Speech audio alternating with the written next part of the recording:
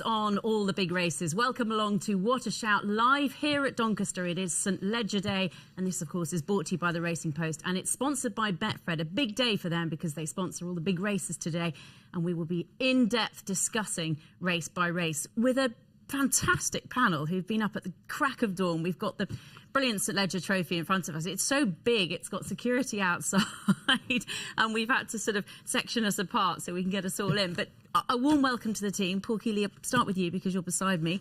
How are you? Yeah, very good. Closest I'll ever get to winning the St Ledger, that is it? Look at that. You've touched it too. Yeah, we have, yeah. Amazing. It was amazing when they brought it in. The man had special gloves, security outside. Yeah.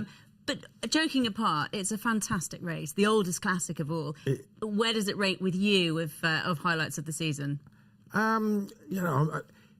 It's one of those, it gets a lot of, bad, I wouldn't say bad press, but I mean, people criticise it because it's the end of the season, it's a staying race, and we don't do stayers anymore, but we do stayers nowadays, don't we? And I think it's a really good race.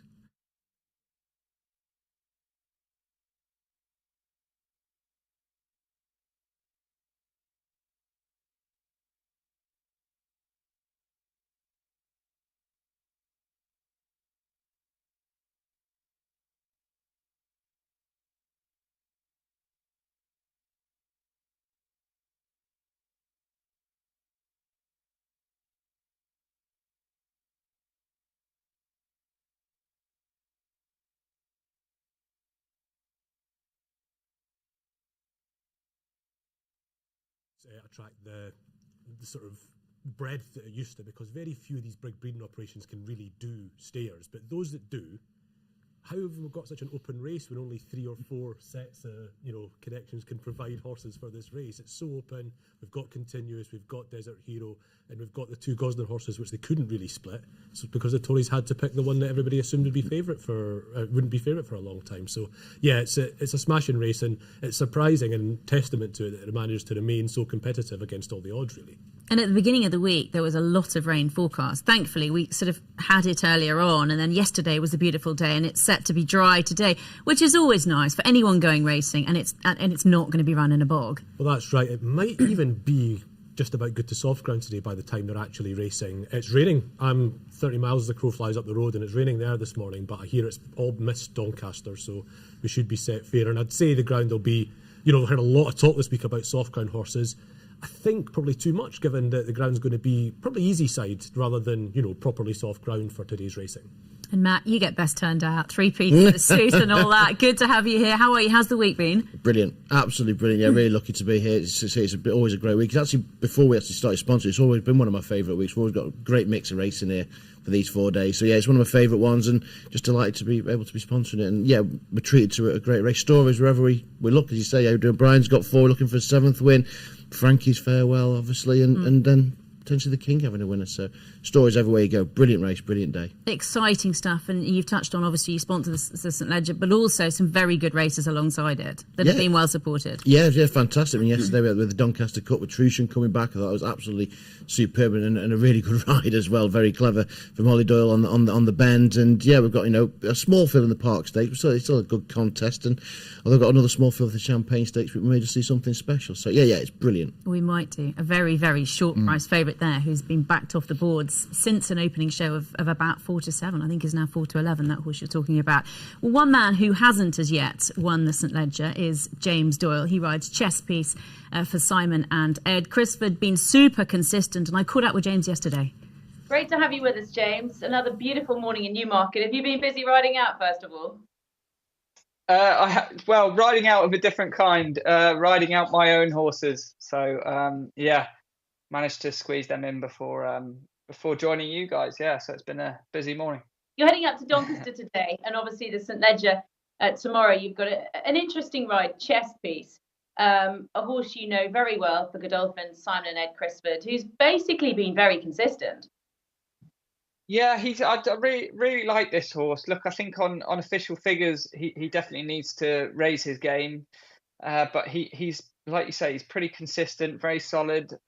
He won nicely at York back in the season. Then he ran a really good race in the Queen's Vase on ground that was definitely a bit quick for him. Then he had a nice confidence booster up at Hamilton. and he ran a good race in the Gordon Stakes just behind Desert Hero. And I think key to him is definitely getting his toe in. The more rain, the better. And I felt though at Goodwood, he's quite an enthusiastic horse. Whilst he doesn't pull so much, he's quite enthusiastic, and I've ended up in front on him quite a bit. And he can be a little bit difficult to gauge because he is quite enthusiastic. He can be quite difficult to gauge the pace on. And looking back on the race at Goodwood, I kind of wished that I'd have let him roll through his gears a bit earlier than I might have done, because he did respond quite well when Desert Hero beat me. Whether that's good enough to kind of reverse that form, I'm not sure. But I think there is a few little things that we can tweak to bring out more improvement. He was behind Gregory, who of course runs in the race as well at Ascot. But as you say, very different ground then. Do you feel like with the soft ground tomorrow that might bring you closer together? I certainly think it will, yeah. I mean, at Ascot behind Gregory, I actually sat close in behind Frankie, and his horse just picked up slightly better on what we know was fast conditions that day. And my fella didn't really let himself go. And I think the fact he was still able to run a good race and finish third showed he's got a good level of ability for a race like this. So I think if the ground conditions continue to be soft, then I think we're due a little bit more rain between now and race time. So that'll be really welcomed for him, and he can definitely improve on his efforts, I think.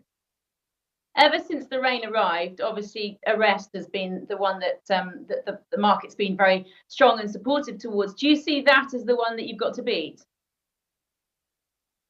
Yeah, it can't have been an easy decision for Frankie. Obviously, it sounds like he made his mind up yesterday, and I would imagine he's gone for the kind of proven horse that will definitely stay. We know he's a relentless galloper at Arrest, and the soft conditions, we saw what he did at Chester that day, and at Newbury he went a relentless gallop the whole way and hit the line strong. So I would imagine that kind of swayed his thinking.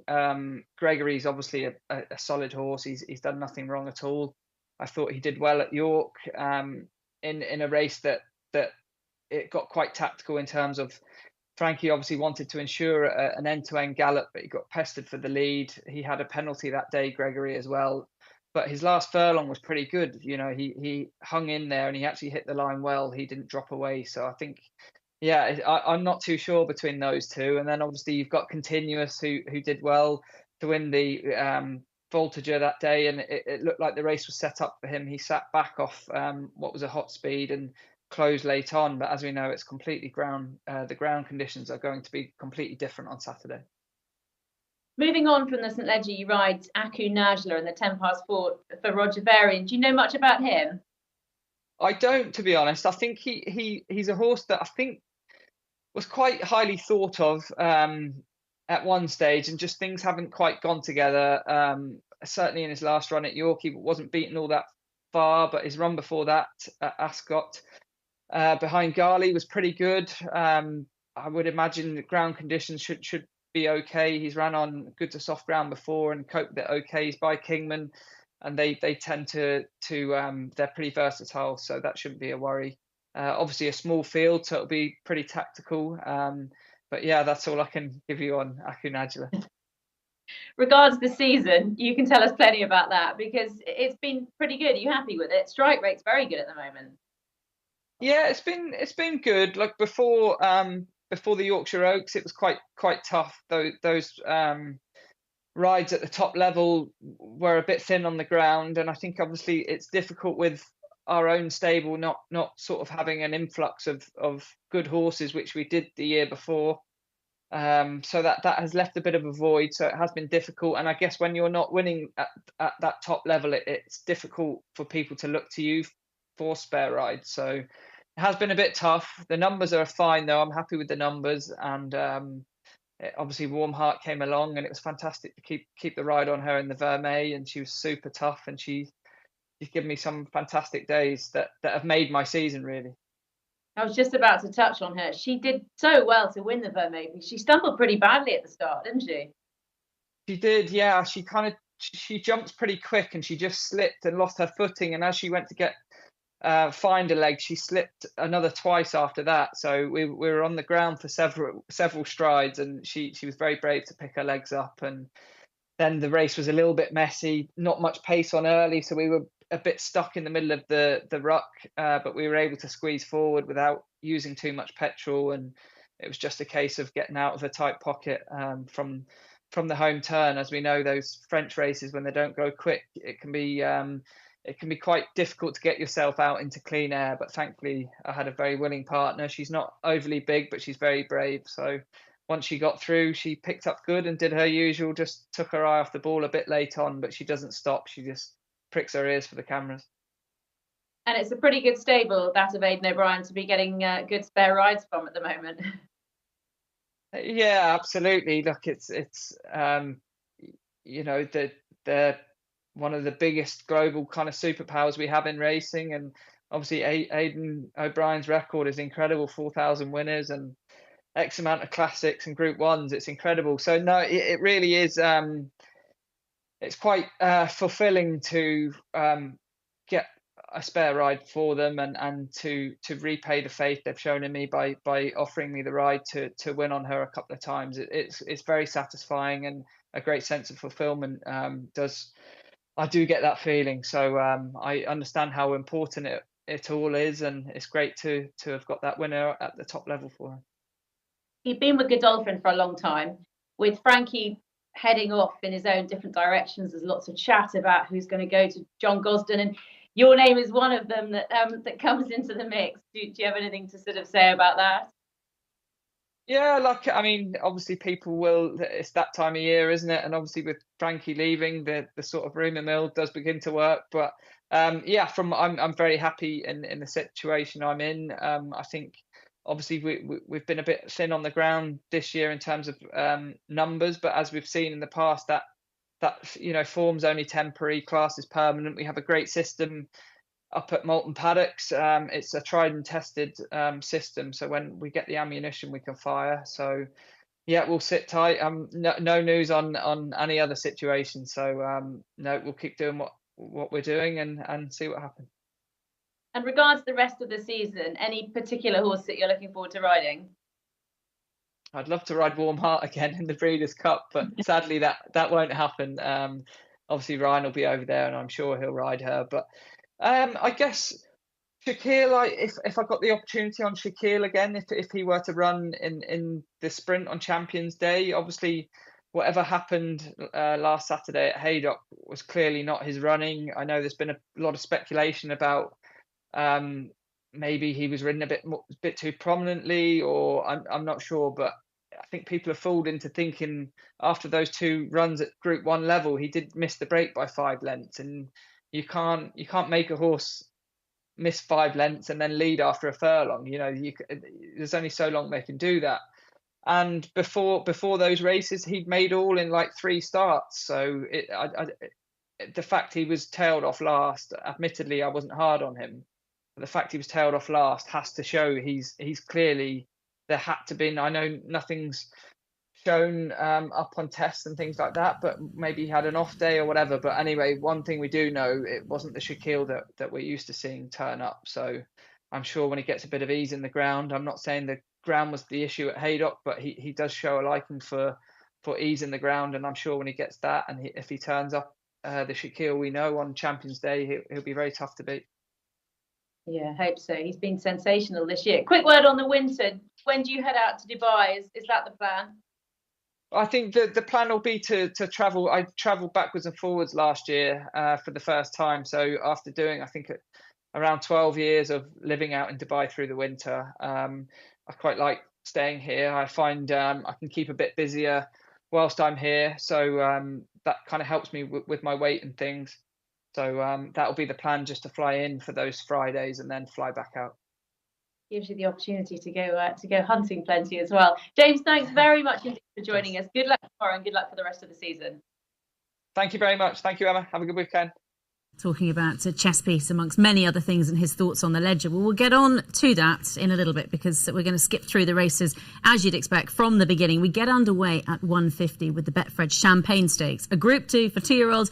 Now, Matt, not a big field here, but it's pretty select, and we could have something very smart that's going to be a very short price favourite. Yeah, I mean, obviously Caldian won it last year and went on to win the Guineas, so have we got something similar here? We've got Rosalian, he just needs a 2 to 5 slightly, but I say he's been really well backed. He's 4 to 7 after decks were made. Iberian's at 7 to 2. Got 10 to 1 Mountain Bears behind Iberian in the vintage. They were second and third there. And then somewhere at 12 to 1. I mean, he was at 5 to 2 to beat Rosalian at Ascot.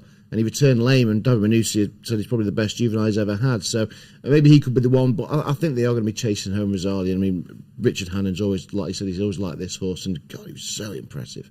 Really impressive at Ascot. So, but, he's skinny. He is skinny. Keith, I'm going to start with you. Your thoughts at the prices? Well, yeah, I mean, wrote up yesterday and thought 4 to 7 Rosalian, hard and impossible to oppose. I was at Ascot when he won that day, and he just looked extremely good, and he actually looked a bit of a 2-year-old. I'm not exactly the sort of best paddock watcher there is, but he looked all power, and he looked all about a horse they're going to kick on with this year. He's one of the few 2-year-olds in Britain that have really, really caught the eye this year, really caught the attention, and once he's 2 to 5, you start looking at things like Sunway, you start looking at things like Iberian and the massive reputation he seemingly got at home. But really, Rosalian is probably the best juvenile in Britain this year. I expect, because of the way he's built, they'll kick on this year. The Hannons have got a good history in this race, and they'll probably go from this to try and go to the Dewhurst next. So, at those prices, you can't help but get tempted by others, but he is overwhelming favourite, deserves to be. Keels, a quick word from you. Iberian, I think, as you've touched on, huge reputation, and Charlie Hills talks about him like he's an absolute monster at home. I think at the prices, he's tempting. He's a little bit tempting. I mean, it's very easy to get carried along with the enthusiasm. The one thing they've said about him all the time is they decided to go at Goodwood. They knew that the ground was going to be too soft for him, and I think the nearer it gets to good, the better a horse will see. But Rosalian did just look very, very, very good at Ascot, and the form has worked out really, really well. I mean, he won by 4 lengths. The runner-up, Al Musmax, won in decent company since. Dancing Gemini was well beaten. Has come out and won twice since, including here yesterday. So, I think the form stands up. I'm finding him very hard to oppose. I mean, I don't get stuck in at 2 to 5 and the likes of that, but I'll probably sit it out. Quick word on the ground, because we haven't spoken in depth about it. The forecast at the beginning of the week when we did our programme on Tuesday was horrendous. Thankfully, it hasn't materialised. But according to some jockeys yesterday, varied reports from heavy ground to good ground. Well, there was plenty of time. Well, plenty of time. Guru was saying that on Thursday it was. On Thursday it was borderline heavy. I think it's still. I think it's still well on the soft side myself. Obviously, it's going to have dried out a bit, but you get up in the morning in the autumn and you know how heavy the dew is. So there's plenty of moisture in the ground. It doesn't dry out like it would do in June or July, in a day, because it was not lovely and warm yesterday, wasn't it? But it's just not going to dry out that much. I bet people start calling it dead today. You get the jockeys coming in and they say it's dead. So it won't suit some, and it will suit some others. But it's not. We haven't got extremes of ground. I think that's for certain. Which is obviously a good thing. The Betfred Portland follows it to 225, a 5.5 furlong handicap. Matt, how do they bet here? This is open. Yeah, last year's winner, Call Me Ginger, is only £2 higher. He's your favourite, 13 to 2. King's Lynn, who used to be in the colours of the King, now for Andrew Balding's own colours, at 17 to 2. Chipstead, he went close in this a couple of years ago. He's at 10 to 1, massively higher in the handicap. Now 11 to 1, Each Happy Romance brings a bit of class to the race. Kim and Grace. I quite like T Spirit here, 12 to 1. Got a great record here at Donny, 4 runs. A win, a couple of seconds and a third, and with Mia Nichols, his claim, actually £3 below that winning mark. So drawn right up against his stands rail, 22. I'm talking about the ground. I don't think there's been really a bias all week. I think it's been pretty fair wherever you've been. I don't think there's been any bias at all. So obviously there is one. We'll find out in the Portland. But I've hung my hat on T-Spirit right up this stand side rail in 22. Keels, this has got your name written all over it. Probably your favourite race of the day. Oh, absolutely, yeah. As soon as I see 22 runners, I don't know what's wrong with me, to be honest. Because the one thing is when you've got big field handicaps, like you can go on long losing runs. I hope I haven't restarted one, but the last week or so hasn't been too good for me. But it is definitely my sort of race, and I'm a massive fan of King's Lynn. Now he's a horse that doesn't win the sort of races he should have won, but he's a very talented horse. He's run in group company a lot. He won the Temple Stakes last year, Group 2 Temple Stakes. He's won a couple of listed races, won a sales race here. He's never actually won a handicap. But he has dropped down the weights this season, despite showing he's every bit as good as he ever has been. In fact, on RPRs, his second run this season at Chester, when attempting to give £10 to Nymphadora, who was one enlisted company since, is now rated the same as him. That was an equal career best. So he's as good as he ever was. And the other thing is, he likes Doncaster. He's very good here. I mean, okay, he got beaten miles in the Cammage, but that was bottomless ground. Now, I think his horse only just really gets 6 furlongs. So 6 furlongs on bottomless ground, no hope to him whatsoever. So that's what he had last time at Goodwood. But as I said, his second run this year, which was after being beaten miles in the Cammage, was one of his best.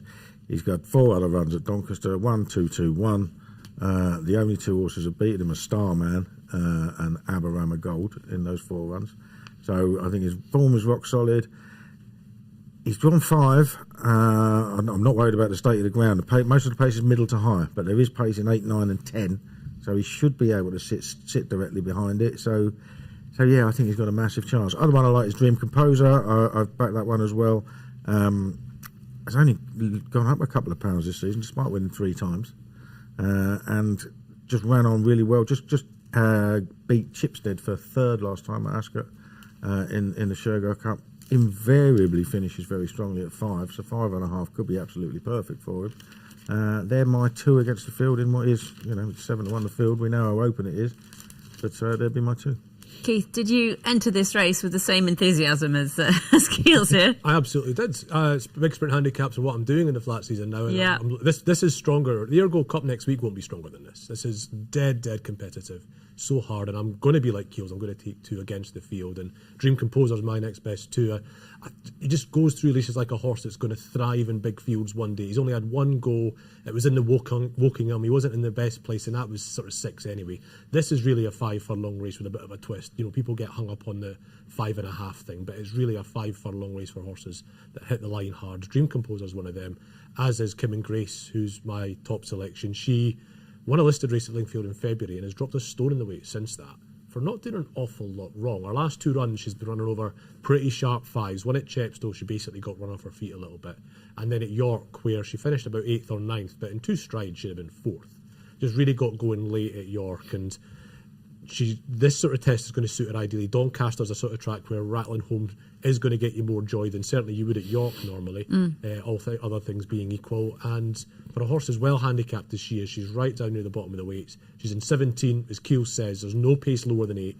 And you've got 20 and 21, you've got Dakota Gold and the King Power horse, whose name I've temporarily forgotten. Who's The big board. Yeah, who's going to go off and set a good... They're probably the biggest pocket of pace for me, 20 and 21. And Kim and Grace is in 17, so I see a lot of action on that near side, so she's going top for me.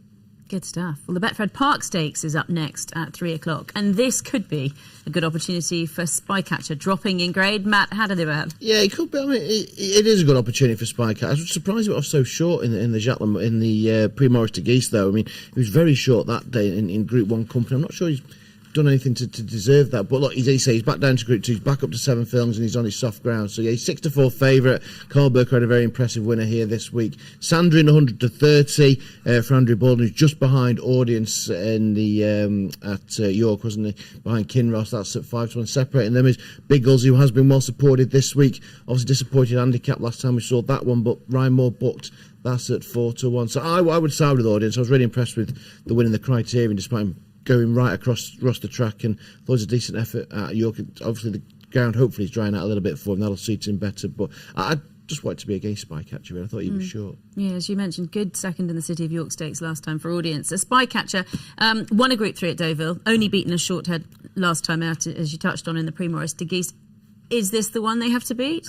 I think so, very much so, just because of the conditions. Now, it was soft ground when he won that Group 3 in France. He won it very easily as well, 3 lengths. And he's only gone down by a short head in the Group 1. And, I think he's a good bit of form. He's a tough horse. He stays 7 furlongs well. He's won over the trip more than once. And he's thriving as well. This is a horse, he might be 5, but he's really, really thriving. He's hit top form. I don't think Audience wants any cut on the ground at all. That would worry me. I don't think Jumby's going to be massively happy on it. I don't think Pogo will be massively happy on it. So you've got Sandrine and Biggles. Pogo, you followed that up a few times I this love year. old Pogo, like, you know what I mean. But he's At he's Newmarket. a bit too far north, isn't he? Like, you know what I mean. So yeah, I mean, I think it's very much the one to beat. Do I want to get stuck in at around 6-4? Again, it's not my sort of punt, but I did back him anti-post as soon as we knew it was going to rain. You know, and you know, I think he's the most likely. I do think he's the most likely. You don't fancy 6-4? Would you like 3-1 in a double with Rosa Lion? Yeah, that could be. That's quite an appealing bet. Oh, that's what we're going to do. Value, yeah. That's what we're going to do. We're going to That sell could be a double. bit of value, Is that more appealing for you? Rosa Lion is what we call an enhancer. A kicker. Yeah. You're on. Yeah, We've heard it here. Yeah, that's available now, so you can have that. Yeah. Okay. Paul Keeley special double. Keith, what's your take on this? Well, I pretty quickly got it down to 2. You know, I've got Pogo's been bad out of form. Jumbie, we've mentioned, is going to want a bit of faster ground. I'm not sure the way audience goes about things is the way you get races won at Donny, and I can't remember the last time Sandrine really saw a race out. So I got it down to Spycatcher and Biggles pretty quickly. And Spycatcher, maybe the enhanced double would change that for me, but it was just a boring bet at 6-4. So I was going to make the case for Biggles, really. His form's mustard all season, really. Obviously, he's won that Bunbury Cup. He was on the wrong side in the International at Ascot, which was won by Baradar, who, of course, won yesterday. Last time Biggles ran at this track, he was trying to give £6 to Baradar last November, and obviously couldn't quite manage that. But clearly, that itself is a good bit of form. He's got loads of form on softer ground. It was heavy when he's run behind Baradar here before. And he's a horse that's plainly going the right way. So I just thought he was the one against Spycatcher if you wanted to try and get him beat. I can absolutely see the case for Spycatcher just going in. The Morris de Guest, one of the worst group ones of the year, to be honest. It was this year. But his form's still done. If the horse from France turns up, he deserves to be 6-4, I think. Okay. Well, now on to the big race of the day. It is, of course, the Betfred St Ledger, the oldest classic, a mile 6.5 furlongs. Matt, the key question, will Arrest definitely go a favourite here or not? Well, that's what we've all been thinking of. As soon as Frankie switched with it, right, the money's going to come for Arrest. But we're really surprised it hasn't materialised yet. As yet, obviously, he was backed earlier on in the week when that rain did come. So maybe punters who got it back who were already on. So, but he hasn't come yet. And waiting for money for the King's Horse, you'd imagine there'd be a public sway just getting on the Desert Hero. But surprisingly, it's been continuous. That's been the one overnight for support. He's now 3-1 clear favourite. We've got Gregory in there at 4-1. It's 9-2 then Arrest, and then Desert Hero 11-2. But I suspect, we're still 7 hours away from the start. I suspect that there will be support for Arrest and Desert Hero at some point in the next few hours. It was the same in the Derby, wasn't it? Yes. The money for Arrest came during the day and built up, and he ended up going off favourite for the Derby, which I reminded myself on during the week. I'd forgotten. Totally forgotten he'd been favourite. But the funny thing is, he ended up favourite for the Derby on ground that anybody with a pair of eyes could tell you that he wasn't going to handle. And now he's not favourite for a Ledger, on ground that he'll like. On ground that he'll like. But I think obviously I know the story's been rolling for us in the racing world, but once it gets into the public domain and the people start coming in the shops this morning and they start reading the newspapers, I fully expect the Frankie factor will be a massive factor this afternoon. Yeah. Okay, so yeah, up in the air, what will go a favourite? You've been across to Ireland, haven't you? What did you learn there? I have, yeah, very lucky I was. Yeah, I went to Ballydor. Obviously, I know Brian's got 4. He's won it 6 times before, but obviously they're a big fan of Continuous. He won the Great Voltager. Obviously, Gregory went off really quick. It was a very strong pace. But I just put the question to him, Brian. He knows what it takes to win a St Ledger. Could Continuous be a 7th victor for him? Talk about Continuous, then. He's won a big trial in the Great Voltager. How's he? Yeah, very well. Came out of the race very well. He's a horse that has class. He's a horse that you can take a time over 1.6 miles, but always was a very classy horse. We were delighted with him in the Voltager. He went a really good clip in the Voltager as well, didn't he? Went a real good gallop, so it was a proper search of 1.5 miles, and Ryan took his time on him and came through and won very nicely. And he's done plenty of travelling. He's been to York a couple of times. He's been to France, so that won't bother him. He has, no, he's a good traveller. I think the second race he won was a group race in France, so he's been used to travelling, but very off-handed horse, really. Always a fascinating day with Aidan O'Brien. I bet it was a brilliant morning because you hadn't been before, had you? No, literally as soon as you go in, bang, Nijinsky is there on your left, and I was just in awe anyway. But obviously the full interview is available on our YouTube channel, and it's really good at the end because he says, I want, ideally, a statue on the right hand side of the drive when you come in with a Triple Crown winner, and that is it every single year. Obviously it was Augusta Road on hopefully this year. they're looking at maybe Sidia Troy, Diego Velasquez next year, maybe, but they always strive. And we mentioned earlier about stayers, about the St. Ledger kind of pigeonholed as, not the race it used to be, but they are focused, laser focused on trying to get a Triple Crown winner. And they say they breed for the staying division, and they absolutely love it. So we're really thankful to have them in the game. It was just immense. If you ever get the opportunity, never say no. No, it's amazing his attention to detail, isn't it? I mean, he does not miss a trick. The music, there's music going on as a parading, and nothing at all. I mean, he was brilliant with his time. He gave us all his time, and then as soon as it was finished, he's off and he's doing something else. And absolutely fantastic. So did you leave with a very positive vibe of Continuous? Yes, and not just from him, from people around the yard as well. You went scurrying, did you, behind the scenes? Talking to people, and they say, that hopefully there's our Ledger winner. And you did get that vibe. I mean, we saw in the Great Voltage, yes, he was impressive. I'm not conclusively sure the trip is what he wants. I mean, he was their French Derby horse, which is obviously over 10 furlongs. And the pace in the Great Voltage, it was very, very fast. And Ryan Moore just easily came through and won as he liked, really. So I don't think he proved this is exactly what he wants. But in the pedigree suggests Heart's Cry, Galileo Mare, the pedigree suggests he will stay. But they've got Tower of London in here. He's definitely going to stay. He's a brother to Capri who's already won it. And I'm a bit of a Tower of London fan, to be honest. I think he should have won that Bahrain trophy. And he was another one that they were obviously they were always looking at running in here, and they weren't too downbeat about his chances either. They weren't downbeat about any of them. They're all four running in Ledger, but no, very much Continuous, clearly the number one. Okay, well, before we start talking about Frankie and Arrest, let's hear from the trainer, John Gosden, because Betfred went to see him. Arrest came back after a bit of a break post Royal Ascot at Newbury, and what was very impressive. Yeah, we're very pleased with him. He took his race very well. He's in top order. But I think he'll, if that's good to firm at Doncaster, I think you find him probably heading to Paris for the Chardonnay, a race like that, rather than be trying to run him. He's a lovely horse, but he rolls his knee, and to that extent he'll enjoy more of what I call the autumn ground. Gregory, last seen finishing third in the Great Voltage Stakes at York. What did you make of that performance? Well, he went a little quick early. When I saw the early fractions, I thought, we've just gone inside 12 seconds for a furlong. I think there were three of them trying to make the lead in order to boss the race, and they all got in a bit of a scramble together early on. So I think you're not going to do those fractions over the first three and finish. It was obvious where the winner came from, 20 lengths out the back. So to that extent, look, he actually ran a very good race. And when Frankie accepted the fact, put his hands down, he galloped out well to the line and after the line. So I was probably very impressed from a point of view as a hard piece, a strong bit of work than as a race. He came out of it in very good order. If the weather is set fair, that won't bother him with being top of the ground. So, I'd be very happy with him after the race. And how's he come out of the race, and what's his preparation looked like since York? Well, I think, you had a strong race in the Voltigeur. I've had luck going from the Voltigeur to the Ledger, but often I feel it's quite close if they get a hard race. And I've had a couple bounce. That can happen. But I'd be very pleased with him at this stage. He seems in great order and very content in himself. He's got a great mind. He's a pretty laid-back character. I trained both the mother and the father, and he's inherited all their good traits of their mental attitude towards racing. And he was on race as a 2-year-old, and then just the 4 starts to date. Has he always shown you great potential? Look, he was just a big boy. He's a very tall horse, and he just needed to fill his frame out, and to that extent we gave him all the time he required, and he's done nothing but shine this year.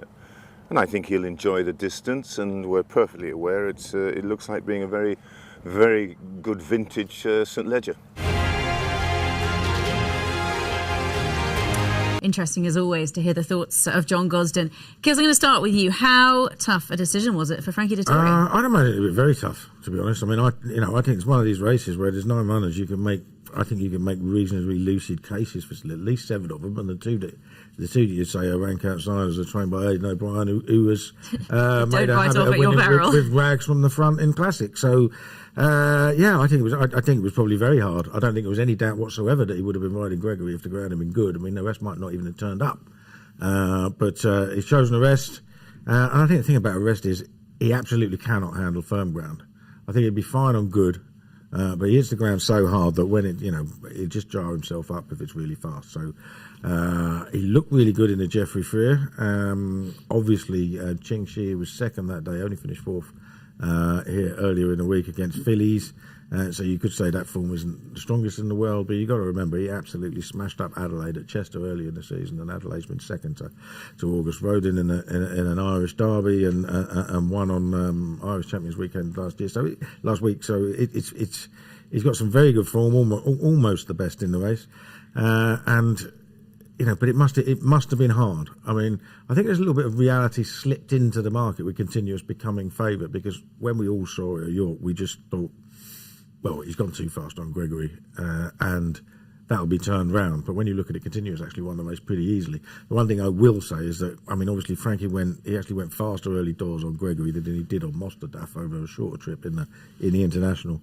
I was looking at the sectionals, and if I can remember rightly, I think he was still the second fastest in the final furlong, Gregory. So he was definitely staying on again, so he's going to stay forever. So he's a massive threat. When it's your final classic, and you've got a decision like that to make, and you might have made the wrong one, it can't be. He's dominated this race over the years. Yeah, he's exactly. done so well. It cannot be easy, but again, that's the thing. He does ride this track really well, and I think he'll sit off the O'Brien pacemakers, and as long as there's still enough cut in the ground, I think he's the one to beat. But I mean, I wouldn't rule out many. And the King's got a big shot with Desert Hero, very tough horse. Keith? Yeah, well, Keels has led lovely into what I was going to say about this race, because, I sort of almost pride myself on being the least sentimental punter in the room, so there's none of that involved when I say I honestly think the King's horse might win this. I think Desert Hero's the most talented horse in this race. Now, those Royal Bloodlines, they can be quite quirky, and he's one of those, but it's also got loads of stamina, this one, Dartmouth's in there, and the Dam's other full sibling ran their best race of their career by £11 on over mile 6, and they're only run over a mile 6. So it's a really stamina-laden pedigree. I think he's going to thrive over this trip. The talent he showed, because you could make the case in the King George V that he won at Ascot, they went too fast and he set it up for him, yes. But Chess Piece made it very difficult for him in the Gordon Stakes, had the run of the race there. And he still came through and beat Chess Piece pretty handily. And I'm a fan of Chess Piece. I think he's one of those horses that's going to win one of those German Group 1s next year, with a sort of softer ground, 1.5 mile race as he gets older and stronger.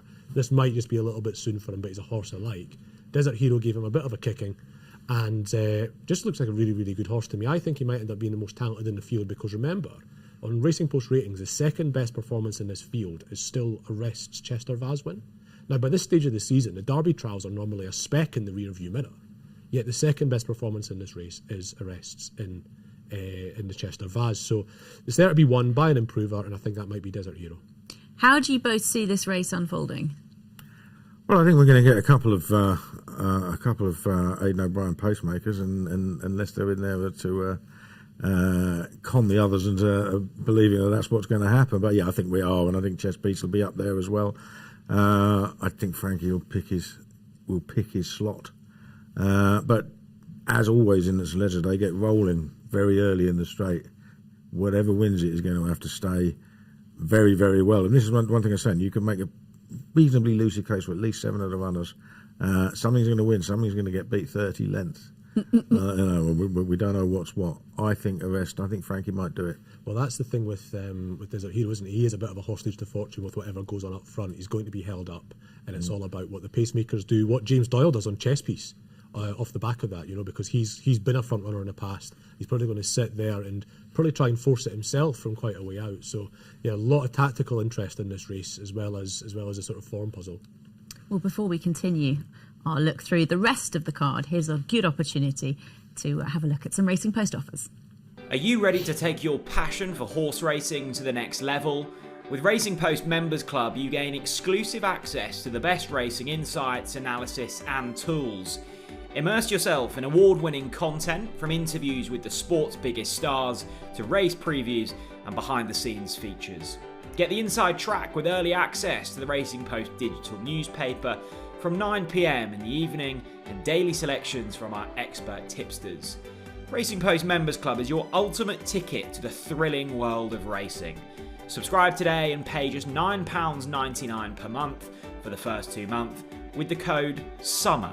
See the link in the video description for more information. Terms apply.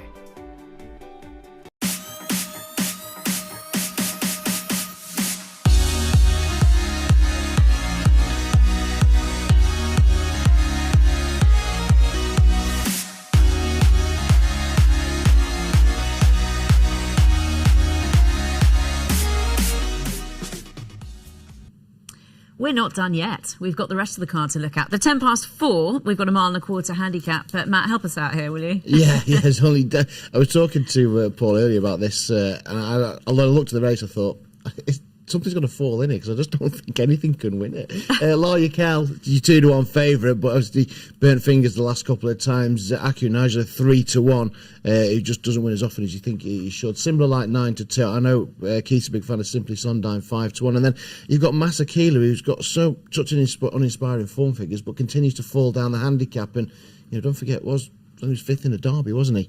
Last year, he's at 17-2, 4th in the Derby, 17-2. So a tightly knit little contest, but one that I think I'll watch, please.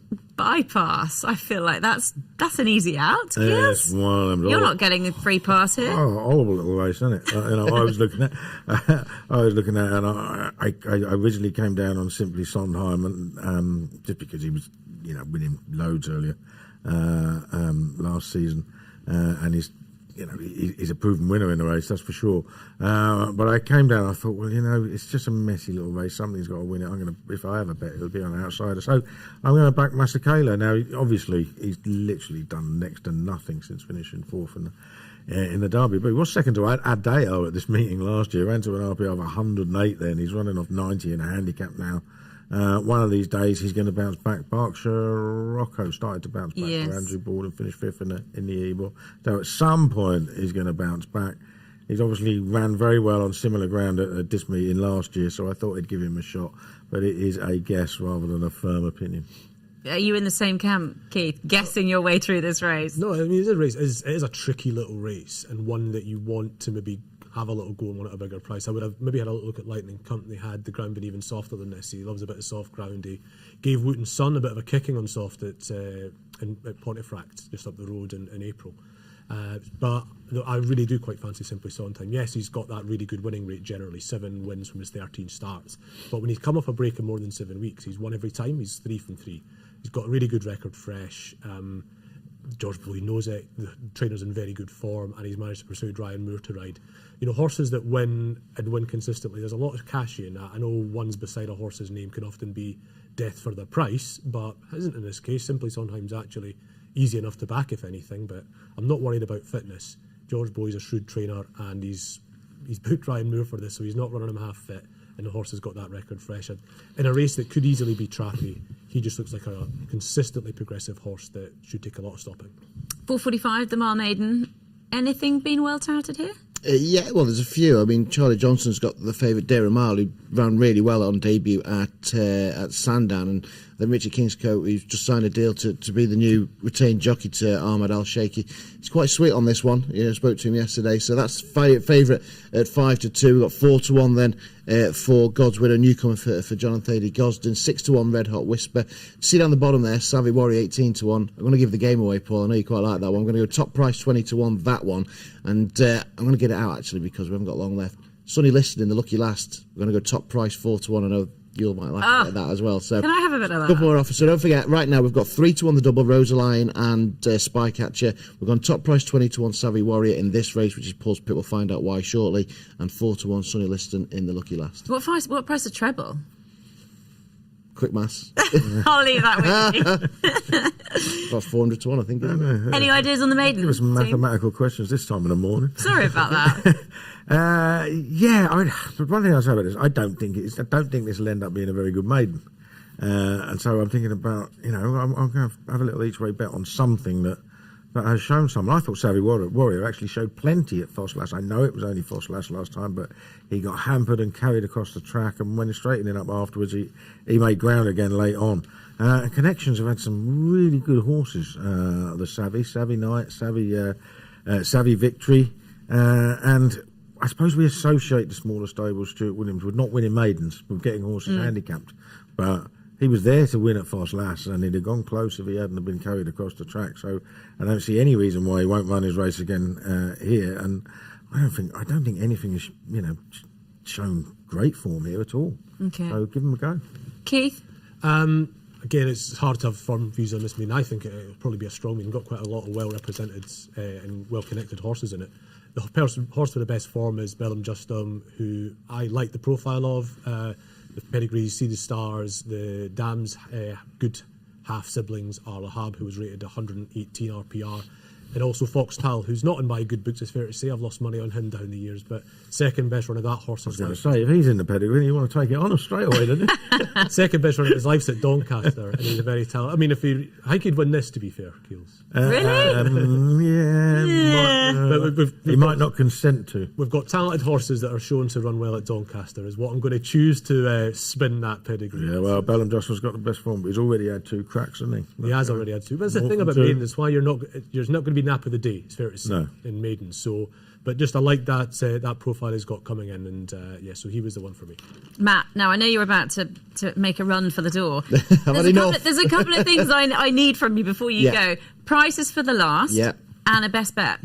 Right, in this order then. So that order will do. Prices for the last. So I love this race. I think this is a really good race, a really good handicap. I know you'll talk at both of you, Emma and Paul, about Sonny Liston in detail. Don't forget, we are now top price 4-1. You can have on that one. It's under 30, but we are top price 4-1. 6-1 Liberty Lane, who I really like. He won over a mile on debut, and then was favourite second. He's ran Wipe Hero at Newmarket.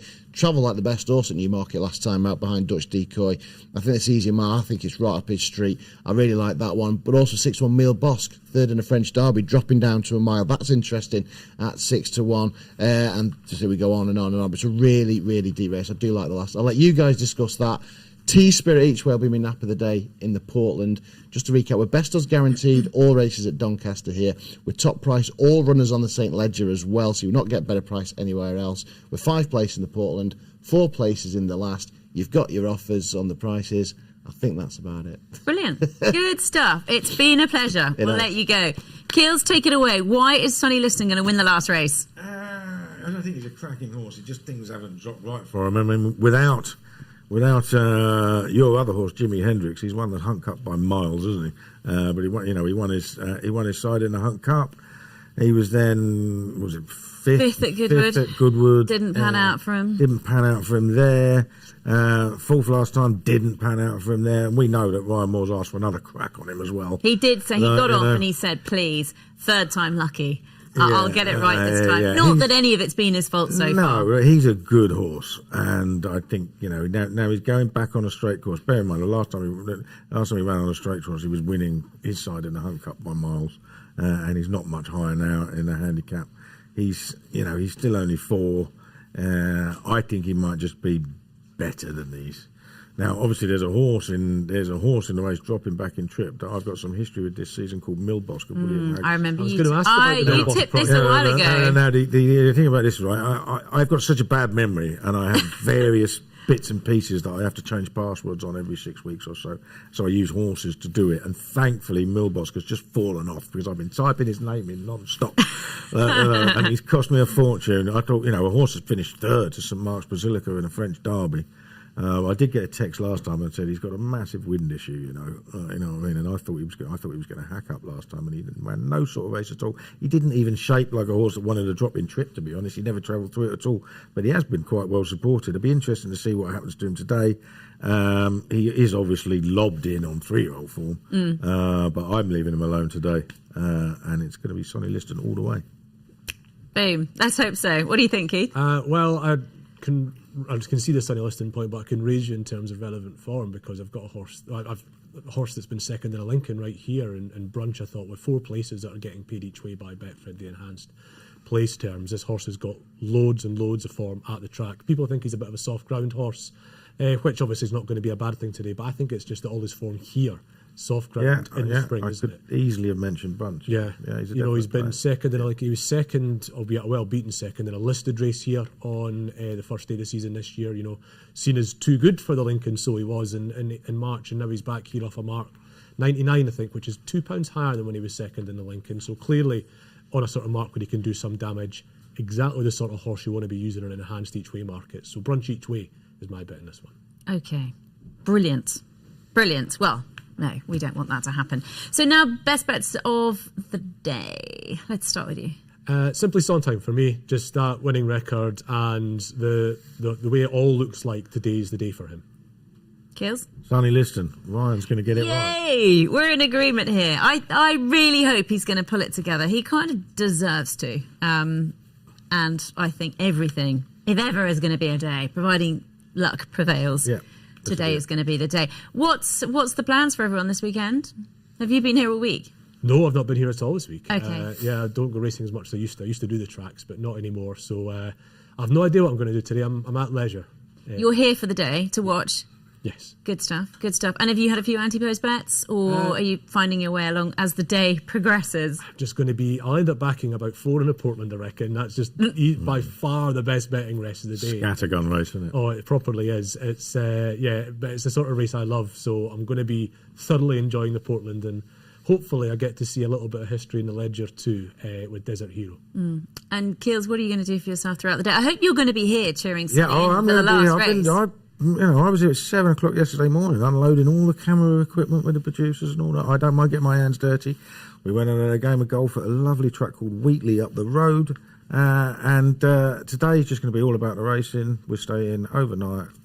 Oh, very relaxed. Back home in the morning, yeah. Okay. And have you had much anti-post action? Yes. I backed Kings Lynn, Arrest and Spycatcher. Okay, good stuff. And you're going on holiday on Monday, so you're going to be off for a few weeks. Yep. 3 and a bit, 4 weeks. I feel like I've heard about this holiday for so long, and the enthusiasm seems to have sort of died in the last couple of days. Oh, that's because I'm tired, because we've only, like I said, we drove lifting up all those cameras. We drove up at 4 o'clock yesterday morning, so... So, yeah, I'll be all right. I'll be ready for it on Monday. Brilliant. Good stuff. Keith and Paul, thank you very, very much indeed for joining me live on the programme for What a Shout. Great to have you on board too. We'll see you again next week. Goodbye and happy punting.